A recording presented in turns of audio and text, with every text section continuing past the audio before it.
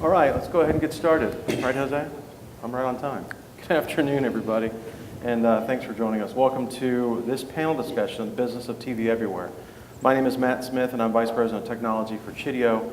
We're a brand new platform where fans and celebrities they follow can connect for exclusive video content they can't experience anywhere, all while doing good. Today's discussion will drill down on TV everywhere. It's a term that's coined by Time Warner CEO Jeff Bewkes. We seem to touch on this every year. This describes the ability of the viewer to see the content and the channels they subscribe to on any screen, anytime, and anywhere. This is a topic that the broadcast carriage and streaming industry has been talking about for years. If you've been to any of these shows, you're very familiar with that. But we're finally seeing more and more deployments every month and certainly every year. With the emergence of TV everywhere, consumers can enjoy the benefits of authenticated channels, that's a critical term here, like Fox Now, TWC TV, ESPN, Xfinity, and others across a multitude of services. But make no mistake though, making even one channel available on every screen really isn't that trivial. Take it from someone who's done it a couple times. There's a lot of angles, there's a lot of issues, there's decisions, yet the viewer's expectations are that that channel viewed on their iPad has the same usability and quality as the one on their 60-inch television in the living room. So with that preamble, let's dive in and explore, and let's meet our panelists. So first, let me introduce John Oliveris, Vice President and Distribution Counsel for A&E Networks. Welcome, and tell us a little bit about you. Thanks. I work at A&E in Los Angeles. I lead the West Coast legal team there for the distribution group. And the distribution group is the group that works with MVPDs and anyone else who can distribute our networks. We do a lot of digital distribution. Lately, a lot of TV everywhere. I should be clear that my comments here are going to express my own views and not the views of A&E or any of its legal positions. Being a lawyer, you kind of have to start with that. So, but anyway, I'm looking forward to taking my legal hat off and talking about what's going on TV everywhere today. You're all the experts, but John, since you coined the term first on this panel, let's explain to maybe the uninitiated what an MVPD is. Sure, multi-channel video programming distributor. There you go, outstanding. Faye Wells is an independent media advisor, but she's also spent time at Netflix and Disney ESPN. Faye, welcome. Thank you. As Matt just said, I primarily right now advise media companies on linear and non-linear distribution, industry trends, as well as revenue optimization. And as he said, in my previous life, I did content acquisition for Netflix, and with Disney and ESPN, worked on business strategy for digital video distribution for a while. So excited to be here and talk a little more about TV everywhere. Thank you. Dan Hedieg is Senior Vice President, Broadcast Operations and Chief Technology Officer for the Tennis Channel. Dean, welcome. Thank you. Work for Tennis Channel. I run broadcast operation, technology group, and everything is studio. Launched our TV everywhere this summer with US Open, and here to share the experience and see where we can take it from here. We just today, DirecTV launched our TV also. So right when I arrived here, so we are expanding our presence with TV everywhere. Congratulations. Thank you. And last but certainly not least, Steve Shannon, General Manager, Content and Services, Roku. Yeah, thank you. I run the content team at Roku, so I'm responsible for all the relationships with programmers and internet content providers and cable operators, satellite, telco, MVPDs as well. Roku, how many of you have a Roku? Just curious. Oh, good. Wow. Streaming media conference, who'd have guessed? Easy audience, right? Yeah. We announced about 5 million units sold earlier in the year. We've blown way past that. Hopefully we'll be able to announce the newer numbers soon. But going gangbusters, we have extremely high engagement, the highest of any over-the-top platform. I think we're streaming more than just about anybody at this point. You know, Xbox might still be ahead of us in total hours streamed, but certainly on a per-user basis, we're the biggest, and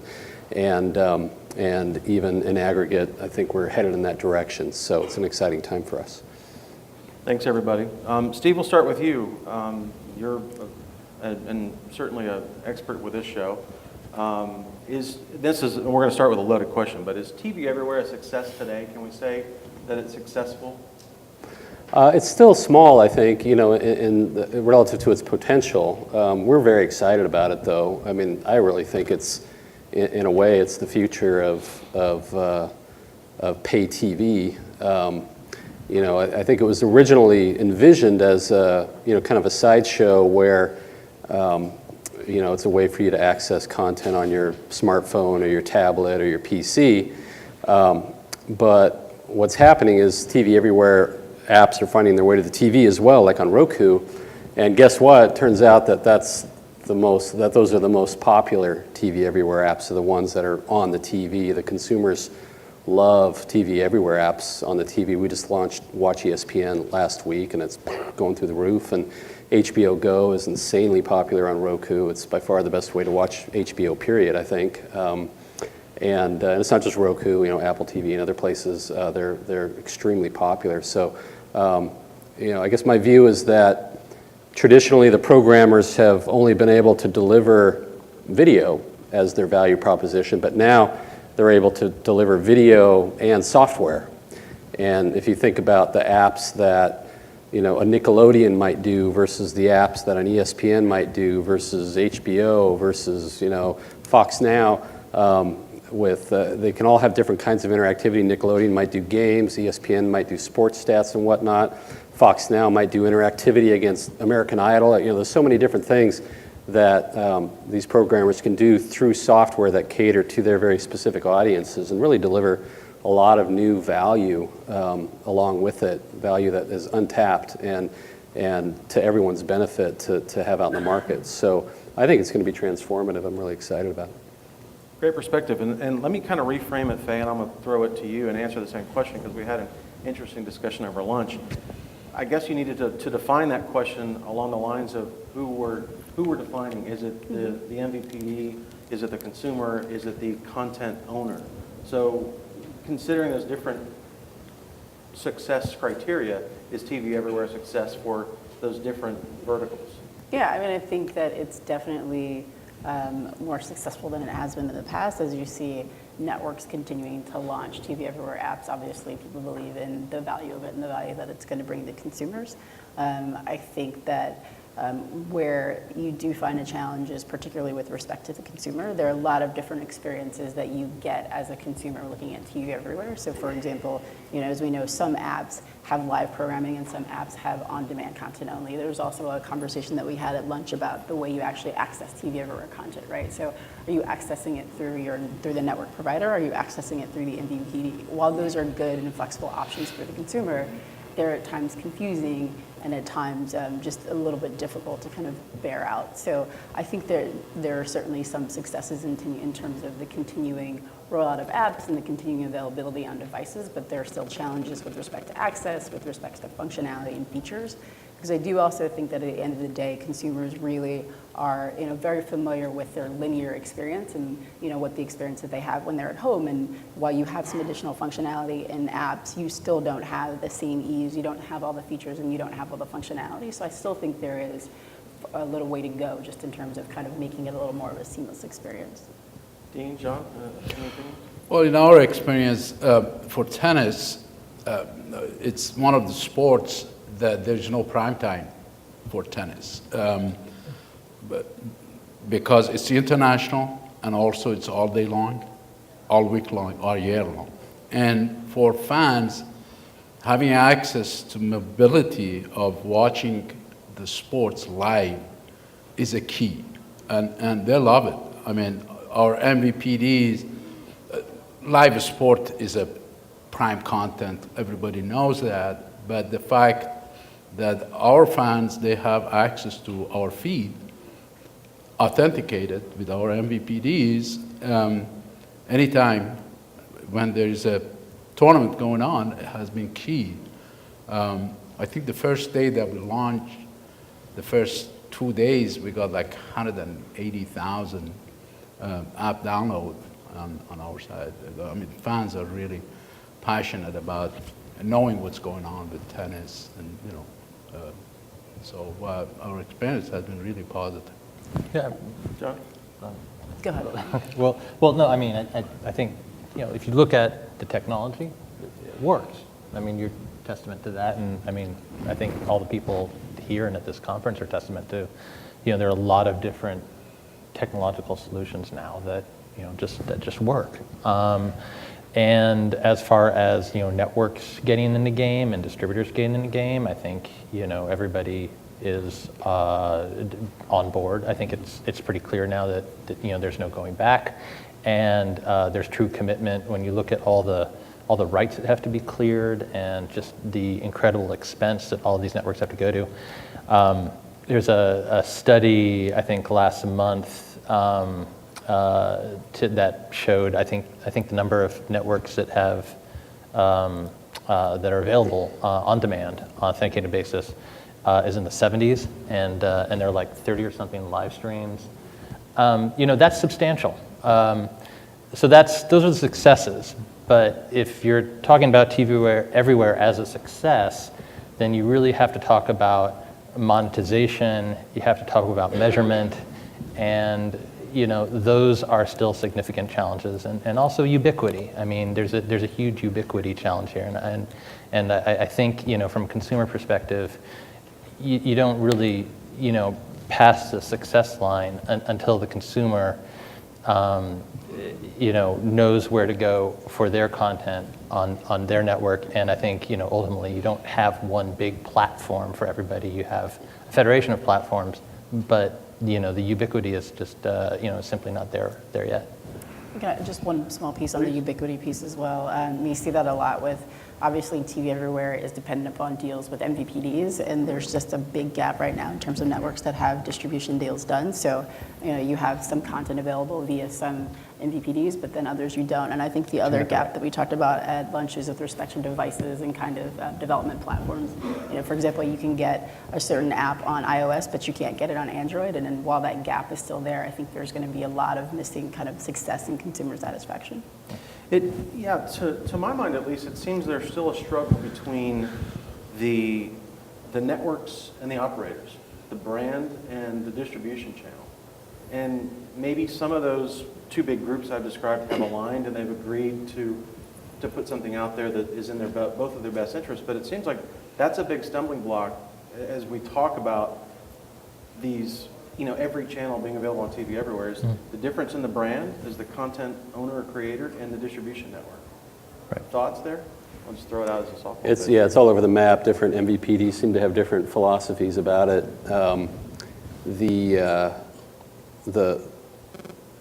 The impact from an MVPD perspective can be loss of control of the user interface, which is precious to some. I sometimes wonder why. When you look at, say, for example, Time Warner Cable has started talking about publicly that they're considering or are going to allow subscribers to sign up without getting a cable box. So it's kind of the Netflix model in the sense that you just bring your device and you enjoy the service wherever you want it, which I think is a wonderful idea. And as far as I can tell, Time Warner Cable is going to be in complete control of that experience. But when you're authenticating third-party apps, then people are going to the HBO app and that sort of thing. And we have very demonstrable evidence that folks who are using TV Everywhere are much, much more satisfied and less likely to churn out of their pay TV subscription than folks who don't. And so that, in other words, if somebody uses HBO Go or ESPN Watch, they're going to value their cable subscription more. So to me, that should be a good thing for everybody. But there is this control thing, and the internet's an unpredictable place, so you get conservatism that creeps in. And I think for contracts are all over the place too, but a common dynamic is that if one goes, so like if the MVPD goes, then the programmers get to go. So in other words, if the MVPD puts an app down along the lines of an Xfinity app, or we have Time Warner Cable app where you can get all 300 or plus Time Warner Cable channels on Roku. When that goes, at least some of the programmers for some of the MVPDs will say, well, then we get to go also. You mean when an operator gets to when an operator goes out, device, then the programmer gets to go out too. Right. And so that causes some operators to hold back because they're just not sure what's going to happen in the wild and woolly universe when 40 programmers or television networks put their apps out there. Despite the fact you still have to be authenticated through that provider to access the content Despite the on fact that app. you still need the username and password, that's right. And so there are all kinds of contractual complexities, and opinions are all over the map right now, so it's very nascent. There's a long way to go before it plays out. Other thoughts? Well, it is new. It has its own challenges. I mean, for us, rights is the most challenging obstacle that we have to overcome. But the good thing is now with Nielsen, including TV in a rating and all that, it's a promise of a future that programmers can have the motivation to spend the money and expand the TV presence everywhere. So. Is it a must-have service? I mean, I'll throw this out, but in the absence of an actual operator, or an MVPD on the panel, do we think that they're having increased retention, or Steve, you mentioned it, maybe affinity with that package because of the TV Everywhere they're able to associate it, and that may fall on the lines of the big, you mentioned ESPN or maybe even the Fox Sports Now that we saw at lunchtime. Do we think that this augment into that product is helping them, reduce churn? We study this quite a bit, and so 75% of users who are accessing a TV Everywhere app are significantly more satisfied with their pay TV package. We haven't quite kind of mathematically demonstrated churn reduction yet, but it kind of only stands to reason, I think. So, and we only have 4 TV Everywhere apps. Imagine if we have 40. There's just no question that it's going to be a positive impact for the MVPD. But you said must-have. I think it's a must-have. If you look at how content consumption is going, the streaming numbers just keep going up and up. Mm-hmm. And when you look at cable, satellite, and telco subs, there's an inflection point, right? We're past the inflection point, and a lot of these companies are still very, very profitable, but they need to deliver more of a premium product so that they can charge a higher rate for that product, just to put it very bluntly. You have to be able to do this, and I think that is why I think it's important that more of this just kind of gets on board. Gets on board. Faye, you mentioned how a lot of the individual deal making with MVPDs is one of the obstacles. I can tell you of the network groups. I'm sure it's true of Tennis Channel. Everybody's working on this with all of their partners, and that's actually kind of unusual for a network business cycle. Normally, you sort of you're going to market with a few big distributors every year, but we're fully engaged, and all the networks I know are fully engaged with their operators at the same time. There are definitely sort of those competitive concerns about which apps are we going to authenticate and where, and a lot of just hesitation about the platform. We have a strange dynamic where 38 of the top 40 operators authenticate, say for example HBO Go on Roku, but the 2 that don't are Comcast and DirecTV. We just recently launched ESPN, Watch ESPN, that is authenticated by Comcast. So we have this thing where different channels are authenticated in different operator footprints, and it's not nationwide by any stretch. What that allows us to do is compare different situations. So for example, we can compare an HBO subscriber who has HBO Go versus a HBO subscriber in another footprint that doesn't have HBO Go. And one thing that we notice is that in a footprint where there is no HBO Go access, where it's not authenticated, is Netflix viewing is way, way higher, materially higher. And that's just, what that shows is that they're on their Roku and they're looking for something to watch, and they want to watch a movie. I think some would reason, well, if they want to watch HBO, they'll flip over to the cable box and watch it there. They don't. They go to Netflix. So to not support TV everywhere is to give up engagement to the streaming services, fundamentally. Let me kind of a follow-up on that one then. Does live matter?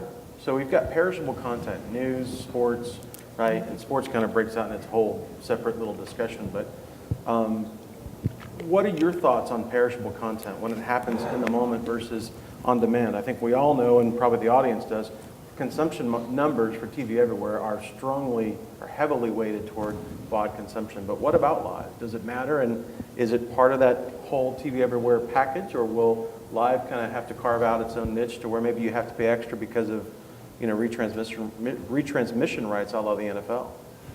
John? Sure. Well, we have general entertainment channels, and I got to put in a plug for A&E Lifetime History apps. Download them. They're on OS, they're on Android, Kindle Fire, I think Windows 8, and some more that I can't talk about yet. But we look at, I think I think live is going to matter for everybody. I think live is something that makes the content sticky, that makes it, and certainly, those are you're going to be your most valuable ad impressions as well. And that's just for general entertainment services. I suppose the answer is a little bit different for sports networks. But Dean? Well, that's my way of throwing it that's over. very true. Again, rights is always our challenge. But what strategically we decided, we make all the short-form VODs available to anybody in all the platforms. But our live feed is authenticated with MVPDs at this point. We have other phases of expansion of the TV everywhere. Certainly what we know is the demand and the wanting is there for our programming on a live sport. And with, I personally have talked to colleagues on other sports networks, and as a company, we know that it is hot. Live sport is hot and will be expanded in multi-platform. People, they love watching it, even at the restaurant, to know what's going on with the tournaments. And Faye, what do you think about live content? I do think live content is important. I think the two big buckets of it that kind of stand out for me are obviously sports and then kind of reality programming. I think those will continue to be important in terms of, whether that is transferable to kind of VOD content in the TV everywhere world. In my opinion, not as much, but I very much see TV everywhere as two very distinct components, right? There's a live component and then there's the VOD on-demand component. So again, in my opinion, those two buckets are going to continue to need to kind of fulfill that live bucket. Do any of you have any perspective in why we may not see a channel as part of a TV everywhere experience today? Is it about, we've talked about rights, is it about cost, or is it about the number of, or is it about consumption, the number of viewers they think they'll get via a TV everywhere experience? Is there a reason why a channel or a brand would choose not to put their content out there in a TV everywhere experience? Steve? It's all over the map. A lot of times it's rights. Like if you think about a broadcast network, for example, where there's a ton of local programming. So then what lineup are you going to show? They're less likely because they'll have to have downtime.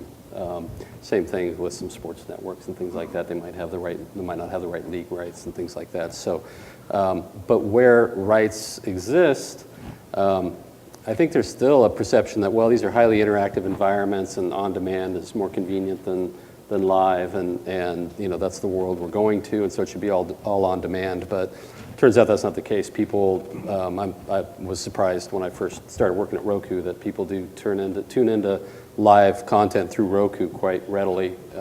Happens a lot. It's very popular. Promoting live events and appointment viewing and all that is quite popular even on Roku, which is thought of as an on-demand platform. So I think there's some misperception around that it's just not important, which is wrong. Anyone else? And cost of live programming, of course, is multiple. Is it so the cost of the acquisition and the broadcast side of the house, or is it the digital technology as well? Or is I digital think, just no, is digital easy the once you rights, have- from rights acquisition to content acquisition. Yep. And then turning it to digital. I think the technical cost of TVE is very minor as compared to live programming broadcasts, so.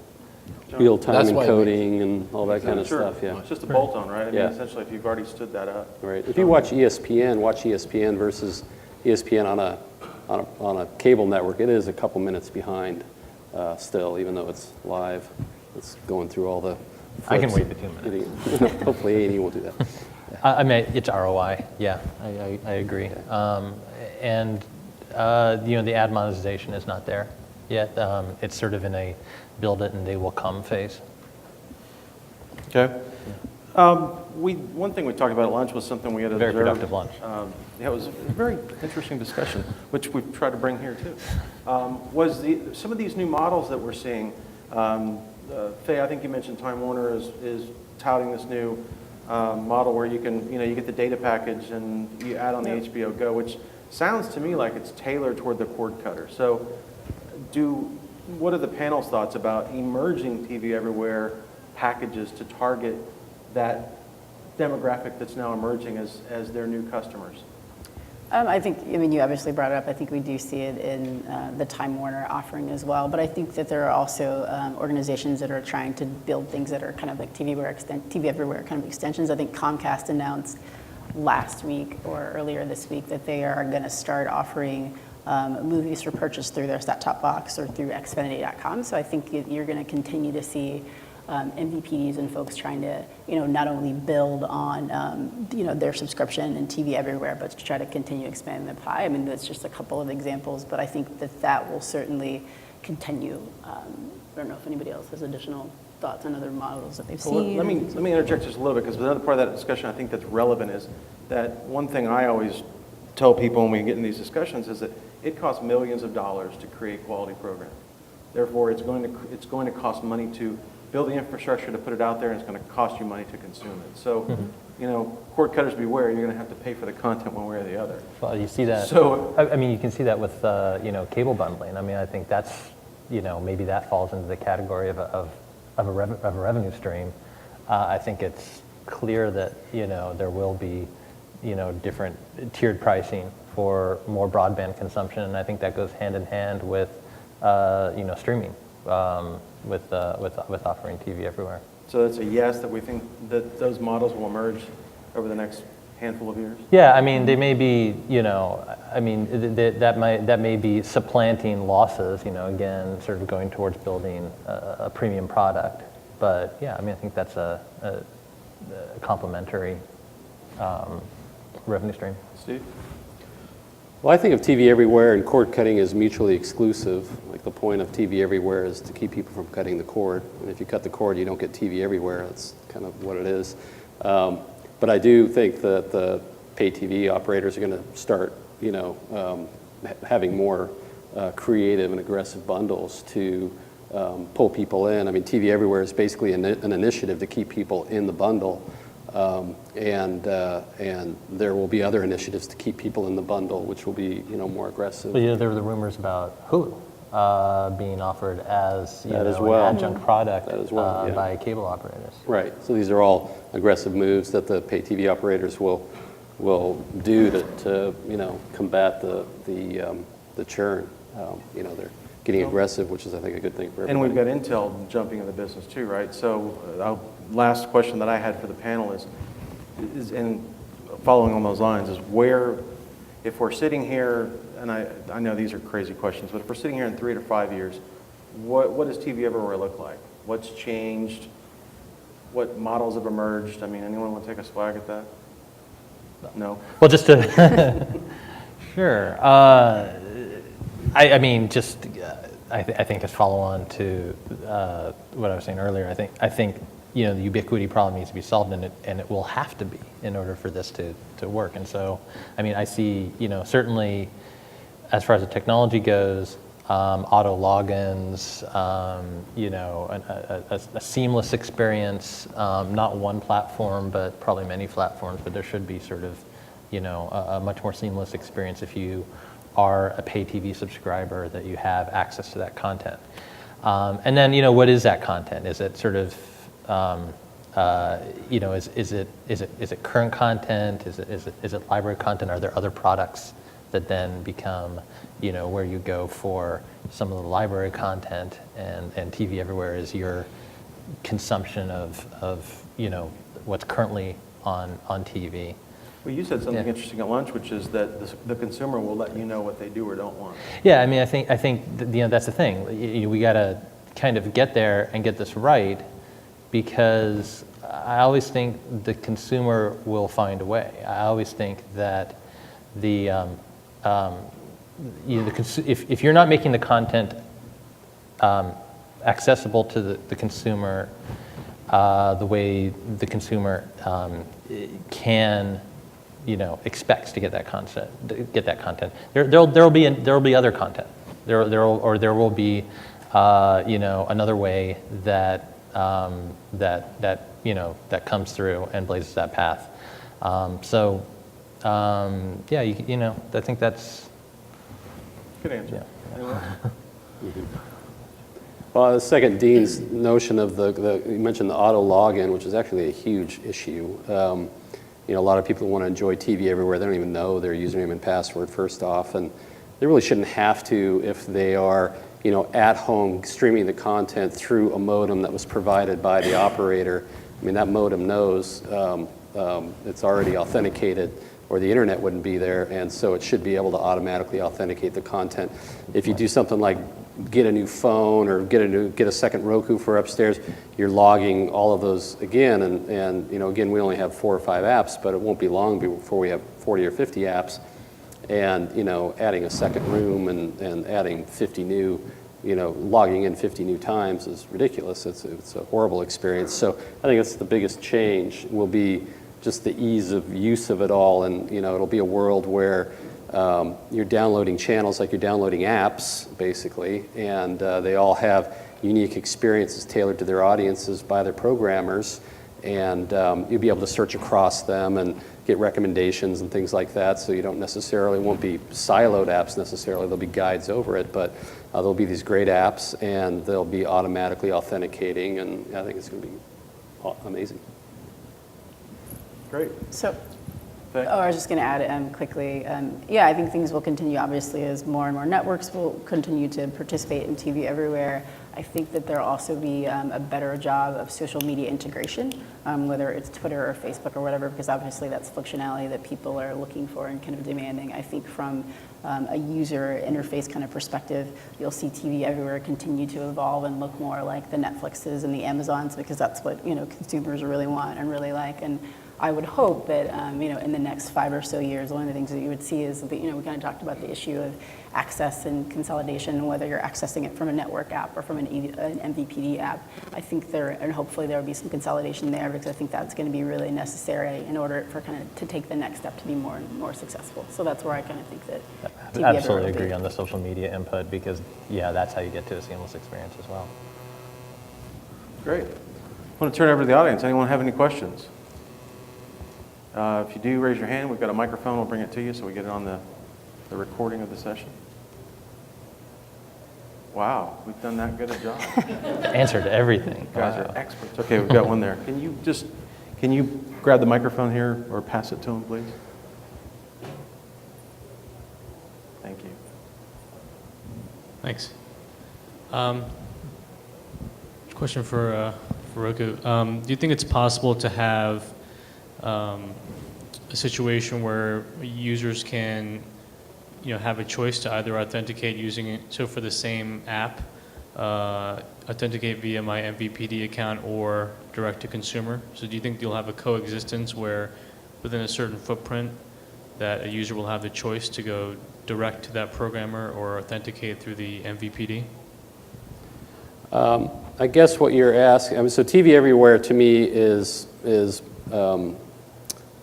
endemic to the pay TV experience, the traditional, bundle, and then there's notions of like a la carte, for example, or pure digital services like a Netflix or a Hulu,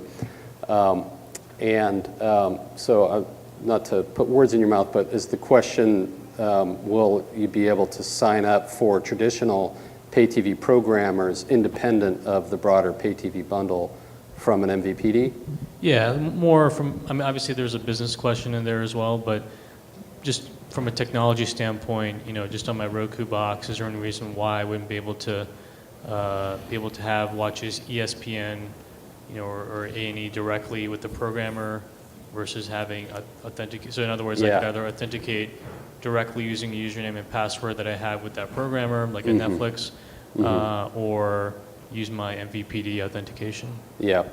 Yeah, I mean, honestly, it's a better question for A&E and Tennis Channel of whether they might chip themselves off the bundle. I don't see a lot of cracks in the bundle in my day-to-day travels, to be honest, which is fine with me. But I mean, somebody will do it at some point, but I don't see it being a mainstream phenomena. Like I don't see you subscribing directly to ESPN, for example, anytime soon. I'm just speculating, not speaking for them. Yeah, I mean, it really depends on the program supplier. I think that, you know, I guess there are certain content suppliers that might be able to go that way if, I guess, they're not receiving license fees from distributors, but inside that model, fairly unlikely in the near term. It's an excellent question. That's the big question, I right? think from programming standpoint, that there are going to be different type of apps that would authenticate either to programmer's database and will have different programming that they have contracted MVPDs. Yeah, I think that I the agree with. migration over the years is going to be a cookie cutter MVPD authentication and TVE Plus that has other programming that you can subscribe directly with the programmer. Yeah. That is not available through MVPD. I think that's the migration that all programmers they want to go, because the cost of programming is increasing. Yep. It's not going down. Yeah. Cost of producing the content for digital distribution may go down, but the programming cost is going up. Yeah. So programmers, selfishly, that we are two of them here, we will increase our presence in TVE by monetizing it, and I think consumers will love it. Yeah, yeah, that I do see. I do see programmers coming to Roku saying, we have a digital-only offering. Would you like to carry this? And it's completely independent, separately programmed from the pay TV service. Question? Regarding auto authentication, one of the hurdles that we've seen with that is parental controls and knowing whether the person on that cable modem is a 14-year-old or whether that's an adult in the household. So it seems that has worked well for the Olympics and the Final Four, but it's still something that they're sorting out for larger programmers. But my question is regarding security. I guess since this is Streaming Media West, regarding the streams themselves and whether, in your experience, people have required DRM or whether encrypted streams are sufficient. And I guess where I'm going with this is, what is the role of HTML5 in TV Everywhere moving forward? Is it something that's going to be relegated to apps, or do we see this moving back to the desktop as well? I can take that. Okay, so with the technology is in place based on MVPD's desire and parameters to set the login parameters, for individual users. So that technology is here today, and so MVPDs, they can say, my subscribers, they have to stay on and not log in every time for a month, and we can set that parameter for them. That works. That technology is in place. So auto login. We don't see all MVPDs actually checking parental controls. I think Comcast right now is one of the few that actually is enforcing the parental control restrictions, and that was very recent as well. But in the auto authentication standpoint, when you just have a cable modem and somebody comes on and you're going to say, okay, I trust you because you're an Xfinity subscriber, you're an Optimum subscriber. How do you know which member of the household that is? So if you're watching a TVMA stream, how do we know that you should be able to That's inside the house or outside the house? inside the house if you're on the cable modem? Yeah, for auto authentication, it would probably be inside the house. I can think of two ways. This hasn't been done before, so we're just inventing it here. But there'd probably be a first time you would authenticate, right? And then you could go through and set your parental controls maybe the first time you authenticate. And then also the platforms themselves can have parental controls, right? Like Roku has parental controls. So if it's TVMA content, the parent can control it through the device. Great. Time for one more question. Anyone else? Back there? We pass the microphone, please. So I think it's fair to say we're okay in the authenticated market right now for a few years. On the flip side of this, though, I'd like to hear what each of you have to say about the growth of the cord cutter, the cord shaver, and the cord neverer, and what we look like 5 years from now with that audience. With all you guys, please. We often get painted with the cord cutter brush, so I'll start. Only about 30% of our users are cord cutters, actually. About 70% have pay TV. That number hasn't changed, really. It's been pretty stable, surprisingly. So it's been pretty stable, and it's a slow motion phenomena. We're talking 1% a year or whatever that the pay TV industry is going to decline. So I think the operator is going to have a lot of time to respond and be aggressive. But that being said, you hear stories about my kid graduated college and there's no way in hell he's ever going to get a cable subscription. So there's that phenomena. It just will take so long for that to all play out that I think the pay TV industry is going to have a lot of time to respond. And it shows up in our numbers. I mean, it's not like cord cutting is flying through the roof, or that 30% is growing by a percentage point every month, or there's nothing like that going on as far as we can see. I totally agree with that. I mean, SD, HD migration is one example. I mean, we still spend hundreds of thousands of dollars uplinking SD because there are millions of SD watchers, and they haven't migrated to HD platform. So I don't think the cord cutting is going to be that fast, that soon, that sometimes is projected.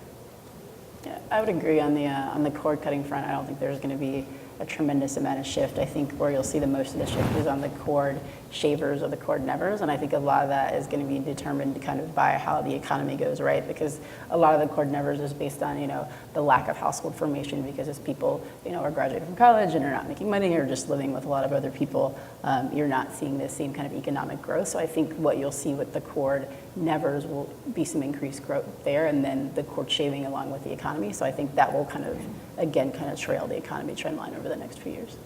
So glad I get to go last on this question, actually. I agree with cord cutting and cord shaving in particular. I think those are really going to be whatever the pay TV industry is going to be able to react. I think there will be some equilibrium there and some back and forth. Yeah, I think the qualifiers on the cord nevers, those historically have been there. This isn't an absolutely new phenomenon. That just used to be college students who were on their parents' cable bill. But whether or not they become pay TV subscribers, I think really depends on how easy and accessible and robust that pay television package is, and that really remains to be seen. And actually, sorry, one other point I would add to that. Yeah, the robustness of the package, and then also the pricing of the package. Yeah, well, I mean, you figure these are, if you put them in the same historical box, you got to assume that they're, some are price sensitive. I don't know why they'd be any more price sensitive than they were before. They are if they have other options that they can, they're spending money on Hulu and Netflix, and now I can't live without, Netflix. So I think that's almost less of a concern if whether or not the price. I mean, the pricing goes through the roof. Yeah, absolutely. But I almost have to say, it's people tend to get older and spend more money on more valuable things, usually unwisely. But that's the way it goes. Keeps us in business, I guess. Yeah. Yeah. Well, with that, we'll close. Thank you, panelists. Great information and good discussion. I appreciate you being here. Thank you, everyone, for coming. We'll see you again next year.